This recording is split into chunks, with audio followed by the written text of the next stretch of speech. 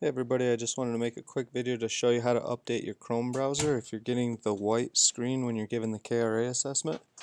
You're going to want to use the Chrome web browser when you're working in the KRA stuff, and it needs to be updated to version 69 plus, so anything higher than 69 and you're good.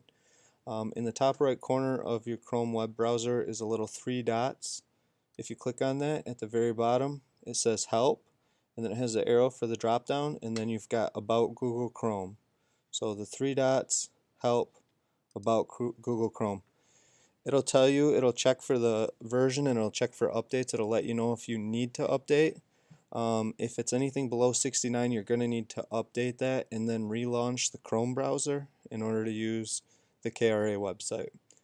So again, the way you get to that, the three dots in the top right corner, help, about google.com, and then what it'll do is it'll bring a little button here to update your Chrome web browser. Hopefully that helps.